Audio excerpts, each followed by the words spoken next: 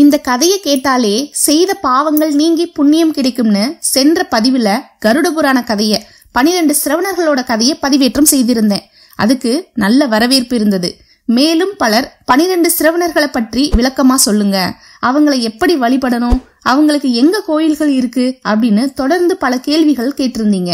போன பதிவுல ஒருவர் இறந்த பிறகு யமலோகம் வர அனுபவிக்கிற கஷ்டங்கள் சிரமங்களை பத்தி பார்த்தோம். அந்த கஷ்டங்களை போக்குறதுக்கு என்ன வழி, இறந்தவரை குறிச்சு பூமியில தர்றதானோ எப்படி மேலோகத்துல ஜீவனை வந்தடையுது, உயிர் யமபுரிய அடைஞ்சதும் அங்க என்ன நடக்குது, யமலோகத்துல ஜீவனோட பாவ புண்ணியங்கள் எப்படி கணக்கிடப்படுது, பாவ புண்ணியங்களை கண்காணிக்கிற அந்த 12 சிரவணர்கள் யார் யார், அவங்களுக்கு பூலோகத்துல கோவில்கள் இருக்கா, அவங்களை எப்படி வழிபடணும்னு அத்தனை கேள்விகளுக்கும் இந்த பதிவுல விடைகள் இருக்கு. அதை தெரிஞ்சுக்க வாங்க கருட புராண கதையோட அடுத்த பகுதியை பார்க்கலாம். பூமியில வாழுற காலத்துல கொடிய பாவ செயல்களை செஞ்சவங்க யமலோக பயணத்துல கொடிய இருள் சூழ்ந்த கரடு முரடான நாய்களும் நரிகளும் தன் பற்களால பற்றி இழுக்கிற பாதையில தான் பயணிக்கணும்னு பார்த்தோம் இல்லையா? ஆனா ஒருத்தர் தன் வாழ்நாளிலேயே தகுதி உள்ளவங்களுக்கு அன்னதானம், கோதானம், தீபதானம் செய்திருந்தாலும் அல்லது அவர் இறந்த பிறகு அவரை குறிச்சு அவரோட மகனோ இல்ல உறவினர்களோ தானங்கள் செய்திருந்தாலும் அவரது யமலோக பயணத்துல நல்ல பிரகாசமான இனிய காட்சிகள் சூழ்ந்த பாதைகளின் வழியா பயணிக்கிற பாக்கியத்தை அடைவாங்க. கார்த்திகை மாதம் வளர்பிறை சதுர்த்ததியில விருசோத்சர்க்கம் செய்திருந்தாலும் தீபதானம் செய்திருந்தாலும் அந்த ஜீவன் நல்லுலகத்தை அடைஞ்சு நற்கதி அடையும். ஒருத்தர் இறந்த பிறகு அவரை குறிச்சு செய்த விருசோத்சர்க்கமும் 11 நாட்கள் பிண்ட சிரார்த்தமும் அவருக்கு நற்பேற்ற வழங்குறதோட அவரது தேகமும் பரிசுத்தமாகும். இறந்த ஒருவரை குறிச்சு 11 நாள் சிரார்த்தத்தின் போது நீர் நிறைந்த குடங்களை தானம் செஞ்சா அவங்கள அழைச்சிட்டு போற யம கிங்கரர்கள் அந்த தண்ணீரை பருகி சாந்தமடைவாங்க. அந்த ஜீவனை துன்புறுத்தாம அழைச்சிட்டு போவாங்க. இறந்த ஜீவன் வாயு சரீரத்தோட தான் அதுவரை வாழ்ந்த வீட்டு வாசல்ல 12 நாட்கள் நிற்கும். இறந்தவரோட யமலோக பயணம் நல்ல முறையில அமைய 11ஆம் நாள் இல்ல 12வது நாள்ல இறந்தவரை குறிச்சு தான தர்மங்கள் செய்யணும். இறந்தவரை குறிச்சு சையாதானம் அதாவது படுக்கை தானம் செய்திருந்தா இறந்தவரோட ஜீவன் விமானத்துல ஏறி சொர்க்கத்தை அடையும். படுக்கை தானத்தை 12ஆம் நாள்ல தான் செய்யணும்னு இல்ல, எப்ப வேணும்னாலும் செய்யலாம். ஒருத்தர் இறந்த பிறகுதான் அப்படி இல்லாம ஒருத்தர் தான் வாழுற காலத்திலேயே தான தர்மங்களை செஞ்சுக்கலாம். எல்லா கர்மங்கள்லயும் அதமம், மத்திமம், உத்தமம்னு 3 நிலைகள் இருக்கிறத போல ஒருத்தர் தான் செய்யற தான தர்மங்கள்லயும் அதம, மத்திம, உத்தம நிலைகளுக்கு ஏற்ற பலன்களையே அடையிறான். ஒருத்தர் அறுவடை செய்யற பழங்கள் இனிப்பாகவும் புளிப்பாகவும் கசப்பாகவும் இருப்பதற்கு காரணம் அவங்க செஞ்ச கர்மங்களோட பலனே அன்றி வேறில்ல. இப்படி விஷ்ணு பகவான் விளக்கியதும் கருடாழ்வார் விஷ்ணு பகவானை நோக்கி, வேத வடிவானவரே, பத்தானம் என்றொரு தானத்தை சொல்ல கேட்டிருக்கிறேன். பத்தானம் என்றால் என்ன? அத்தானத்தை எவ்வாறு செய்ய வேண்டும், எதற்காக செய்ய வேண்டும், அத்தானத்தை யார் யார் பெறுகிறார்கள் என்பதை கூறியருள வேண்டும்னு கேட்கிறாரு. அதுக்கு விஷ்ணு பகவான், கருடா, குடை, பாதகுரடு, தண்டம், வஸ்திரம், மோதிரம், உதக கும்பம், ஆசன பலகை ஆகிய 7 வகையான தானமே பத்தானம் எனப்படும். ஒருவன் குடையை தானமாக அளித்தால் அவனது யமலோக பயணத்தின் போது அதிக வெப்பம் தாக்காமல் பயணிக்கலாம். பாத குரடுகளை தானமாக அளித்தால் அவன் கூர்மையான முட்களிலும் கற்களிலும் பயணிக்க வேண்டாம். அவன் குதிரையில் ஏறி பயணம் செய்யலாம். ஒருவன் உத்தமனுக்கு ஆசன பலகையை தானம் செய்தால் அவனின் யமலோக பயணத்தின் இடைவெளிகளில் உண்பதற்கு அறுசுவையான உணவினை பெறுவான்.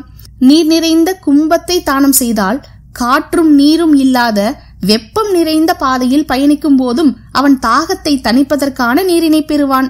ஒருவன் தாமிர செம்பில் தண்ணீர் நிறைத்து தானம் செய்தால் அவன் 1000 கிணறுகளை வெட்டிய புண்ணியத்தை பெறுவான். இதில் எந்த ஒரு சந்தேகமும் வேண்டாம். மேலும் ஒருவன் வஸ்திரம், பொன் ஆபரணங்களை தானம் செய்திருந்தால் யம தூதுவர்கள் திருப்தியுற்று ஜீவனை எந்த ஒரு அச்சுறுத்தலும் கொடுமையும் விளைவிக்காமல் அழைத்து கொண்டு போவார்கள். ஜீவன் செல்கிற பாதையில் கொடிய கூர்மையான ஆயுதங்கள் எப்போதும் குறுக்கும் நெடுக்குமாய் பறந்து ஜீவனை குத்தி கிழித்தபடி இருக்கும். ஒருவன் தங்க மோதிரத்தை தானம் செய்தால் அக்கொடிய ஆயுதங்கள் அவன் வழியில் வராமல் மறைந்து போகும். ஒருவன் பால் தானம் அளித்தால் அவன் யமலோக பயணத்தில் களைப்பும் தாகமும் இன்றி சுகமான பயணத்தை மேற்கொள்ளுவான்னு பதில் சொல்றாரு விஷ்ணு பகவான். கருடாழ்வார் மேலும் நாராயணரை பார்த்து, பரம்பொருளே, இறந்தவனை குறித்து அவனது புத்திரனோ உறவினரோ பூலோகத்தில் அளிக்கும் தானத்தின் பலனை இறந்த ஜீவன் எவ்வாறு பெறுகிறான், அவற்றை யார் பெற்று தருகிறார்கள்னு கேள்வி கேட்க விஷ்ணு பகவான், கருடா, இறந்த ஒருவனை குறித்து பூலோகத்தில் செய்யப்படும் தானங்களை வருணன் பெற்று என்னிடம் தருகிறான். நான் அவற்றை பெற்று சூரியனுக்கு தருகிறேன். சூரியனிடமிருந்து ஜீவன் பெற்றுக் கொள்கிறான்னு பதில் உரைக்கிறாரு. மேலும் கருடாழ்வாரை பார்த்து, கருடா, ஒருவன் இறந்து ஓராண்டு காலம் முடியும் போது அவனது பிண்ட சரீரம் யமபுரியை அடையும் என்று கூறினேன் அல்லவா? அவ்வாறு அந்த ஜீவன் யமபுரியை அடையும் முன்பாக அவனுடைய பிண்ட சரீரத்தை தவிர்த்து கட்டை விரல் பரிமாணமுள்ள ஒரு புதிய வடிவம் பெறும். அந்த வடிவத்துடன் ஒரு வன்னி மரத்தில் சில காலம் தங்கியிருக்கும். அதன் பிறகு கர்மத்தாலான சரீரத்தை அடைந்து யம கிங்கரர்களுடன் யமபுரிக்கு செல்லும். ஜீவன் புண்ணியங்களை அதிகம் செய்திருந்தால் நல்ல தேகமும், பாவங்களை அதிகம் செய்திருந்தால் கொடூரமான தேகத்தையும் அடையும். ஜீவன் யமபுரிக்கு செல்லும் வழியில் 20 யோசனை அளவுள்ள சித்திரகுப்தனின் மாளிகையை கடக்கும். அங்கே அந்த ஜீவனின் பாவ புண்ணியங்கள் கணக்கிடப்படும். அடுத்து அங்கிருந்து செல்லும் ஜீவன் வைவஸ்வத பட்டினம்ங்கிற யமபுரிக்கு செல்கிறான். இறந்தவன் தன் வாழ்நாளிலோ அல்லது இறந்தவரை குறித்து அவரது உறவினரோ இரும்பு, உப்பு, பருத்தி, எள் நிறைந்த பாத்திரங்களை தானம் செய்திருந்தால் யமதர்மனின் பணியாளர்கள் மகிழ்ந்து காலதாமதம் செய்யாமல் அவனது வருகையை யமதர்மனிடம் அறிவிப்பார்கள். வைவஸ்வத பட்டினத்தை தர்மத்துவஜன் என்பவன் எப்போதும் காவல் புரிவான். இறந்தவனை குறித்து அவனது உறவினர் கோதுமை, கடலை, மொச்சை, எள், கொள்ளு, பயிறு, துவரை ஆகிய 7 தானியங்களை தர்மம் செய்திருந்தால் தர்மத்துவஜன் திருப்தியடைந்து அந்த ஜீவனை யமதர்மராஜனிடம் அழைத்து செல்வான். ஒருவன் பூமியில் வாழும்போது தான தர்மங்களை செய்திருந்தால் அந்த ஜீவனுக்கு யமபுரியில் நல்ல வரவேற்பு கிடைக்கும். கருடா, யமபுரி யமனின் தோற்றம். மனிதர்க்கு மனிதன் வேறுபாட்டோடு காட்சியளிக்கும். நன்மைகளை செய்த ஜீவனுக்கு யமபுரி சொர்க்கலோகமாகவும் யமதர்மன் சாந்த வடிவான தர்ம தேவனாகவும் காட்சியளிப்பான். ஆனால் பாவ ஜீவனுக்கோ யமபுரி அச்சத்தை தோற்றுவிக்கிற நரகமாக காட்சியளிக்கும். யமதர்மனும் கோர வடிவத்தோடு அஞ்சத்தக்க தோற்றத்தோடு காட்சியளிப்பான். யமலோகத்தினுள் யமதர்மனின் மணிமண்டபத்தை அடையும் பாதையெல்லாம் 1000 யமகிங்கரர்கள் கையில் உலக்கை, பாசம் போன்ற ஆயுதங்களோடு நிற்பார்கள். பாவஜீவன் உள்ளே நுழைந்ததும் அவனை கொதிக்கும் நீரில் மூழ்க வைத்து எலும்பு கூடாக மாறும் வரை அவனது தோலை உரித்து சித்திரவதை செய்ய காத்து கொண்டிருப்பார்கள். இறந்தவர்க்காக அவரின் உறவினர் மாசிக, சோடக, கும்பதானம், பத்தானம் முறையாக செய்திருந்தால் யம தூதுவர்கள் அந்த ஜீவனை எளிதில் யமதர்மனிடம் கொண்டு போவார்கள். அதே வேளையில் பாவஜீவனை பாசத்தால் கட்டி உலக்கையால் அடித்து ஆடு மாடுகளை கட்டி இழுப்பது போல் இழுத்து கொண்டு போய் யமதர்மன் முன் நிறுத்துவார்கள். அந்த இடத்தில் ஜீவன் பூர்வ ஜென்மத்தில் செய்த பாவ புண்ணியங்களுக்கு ஏற்ப மறுஜென்மத்தை அடைவான். ஒருவனுடைய பாவங்களின் பலனாக அவன் புல், பூண்டு, புழு, பூச்சி போன்ற பிறவிகளை மறுபிறவிகளில் எடுக்கிறான். புண்ணிய கணக்கு மிகுந்திருந்தால் முன்பு போலவே மனிதனாக பிறவி எடுப்பான். இப்படி பெறுவதற்கு அரிதான மனித பிறவியை ஒருவன் எடுத்தானெனில் அப்பிறவியின் மகிமையை உணர்ந்து தான தர்மங்கள் முதலிய அறச்செயல்களை செய்ய வேண்டும். கருடா, இறந்த ஒருவனுக்கு நற்பேற்றை அளிக்கும் புண்ணியங்கள் எல்லாம் அவன் அளிக்கிற தான தர்மங்களால் வந்து சேர்பவை என்பதை எப்போதும் நினைவில் வைத்துக்கொள். அவ்வாறான அறச்செயல்கள் தான் அந்த ஜீவனின் யமலோக பயணத்தை எளிதாகவும் இனிமையாகவும் மாற்றி அமைக்கும் அப்படின்னு பதில் உரைக்கிற விஷ்ணு பகவான் மேலும், கருடா, பூமியில் வாழ்கிற காலத்தில் ஜீவன் செய்கிற பாவ புண்ணியங்களை அறிந்து கொள்ளும் 12 சிரவணர்கள் தாங்கள் அறிந்தவற்றை யமலோக கடக்கரான சித்திரகுப்தனுக்கு தெரிவிக்கிறார்கள். சித்திரகுப்தன் இதையெல்லாம் யமதர்மராஜனுக்கு தெரிவித்து ஜீவன்களின் பாவங்களுக்கு உண்டான தண்டனைகளையும் புண்ணியங்களுக்கு தகுந்த நற்கதி பேரினையும் யமதர்மராஜனிடம் உத்தரவாக பெற்று அவற்றை எழுதி வாசிக்கிறார். 12 சிரவணர்கள் கூறியதை கேட்டு கணக்கிட்ட சித்திரகுப்தன் சொல்ல சொல்ல யமகிங்கரர்கள் அந்த தண்டனையை உடனுக்குடன் நிறைவேற்றுவார்கள். மனிதன் மற்ற உயிர்களைப் போல் இல்லாமல் தன் மனம், வாக்கு, உடல் என்று 3 விதங்களில் பாவ புண்ணியங்களை செய்கிறான். ஒருவன் வாக்கினால் செய்யும் பாவ புண்ணியங்களின் பலனை வாக்கினாலும், மனதினால் செய்யும் பாவ புண்ணியங்களின் பலாபலனை மனதாலும், உடலினால் செய்யும் பாவ புண்ணிய பலனை உடலாலையும் பெற வேண்டும் என்பதுதான் யமலோக விதி. ஒருவன் பூமியில் வாழ்கிற காலத்தில் வேத சாஸ்திரங்களை கற்று நல்ல முறையில் வாழ்ந்தாலும், சான்றோர்களை போற்றி வணங்கினாலும் அவன் எல்லா காலத்திலேயும் வாக்கினால் நற்கதி அடைகிறான். யம தூதுவர்களும் அவனை திட்டாமல் நல்ல முறையில் பேசி அழைத்து கொண்டு போவார்கள். ஆனால் மனிதன் தன் வாழ்நாள்ல பெரியோரை இழிவா பேசியிருந்தாலும், பிறரை சொல்லத்தகாத வார்த்தைகளால் புண்படுத்தி இருந்தாலும், வேதங்களை பழித்து பேசியிருந்தாலும் அவனது வாய் அழுகி நாற்றம் கொள்ளும் நிலைக்கு மாறும். அவன் வாயிலிருந்து புழுக்களாக வந்து விழும். நல்ல கருத்துக்களை உலகிற்கு எடுத்து கூறியவர்கள், புண்ணிய தீர்த்தங்களில் நீராடியவர்கள், மகான்கள், பெரியோர்களுக்கு உதவி செய்தவர்கள் இறந்த பின் சிறந்த தேகத்தை பெற்று மகிழ்ச்சியோடு இருப்பார்கள். பிற உயிர்களை தன் உடல் பலத்தினால் வாட்டி வதைத்தவர்கள், பிறருக்கு அங்ககீனம் ஏற்பட காரணமாக இருந்தவர்கள், பிறரை துன்புறுத்தி புணர்ச்சி கொண்டவர்கள் கோரமான கொடூரமான தேகத்தை அடைவார்கள். வேத வடிவினான நாராயணனின் மந்திரங்களை மனதால் உச்சரித்தவர்கள், கடவுளை எப்போதும் தியானித்தவர்கள், தன் உறவினர் மட்டுமல்லாமல் ஊர் மக்கள், உலக மக்கள் ஆகியோரின் நன்மைகளை மனதில் நினைப்பவர்களுக்கு அதற்காக நற்காரியங்களை செய்தவர்கள் எப்போதும் பிறரால் மனம் புண்படாதபடி நல்ல மனோநிலையில் இருப்பார்கள். ஆனால் பிறர் வளர்ச்சியை கண்டு பொறாமை கொள்பவர்களும், எப்போதும் பிறர் நசித்து போக வேண்டும் என்று எண்ணுபவர்களும், எப்போதும் கெடுதலான செயல்களை பற்றியே சிந்தித்துக் கொண்டிருப்பவர்களும் பின்னாளில் எப்போதும் துக்கமான துயரமான மனநிலைக்கு தள்ளப்படுவார்கள். இப்படி விஷ்ணு பகவான் கருடாழ்வார்க்கு எடுத்துரைக்கிறாரு. இப்படி சித்திரகுப்தனால ஜீவன்களுக்கு பாவ புண்ணியங்களுக்கு ஏற்ப தண்டனைகள் வழங்கப்படுது.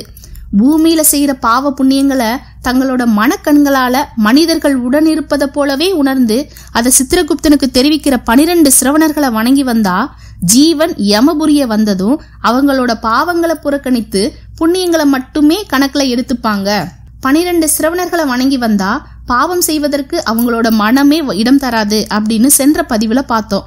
அப்படிப்பட்ட இந்த 12 சிரவணர்கள் யார், இவங்களை எப்படி வணங்கணும்னு தெரிஞ்சுக்கலாம்.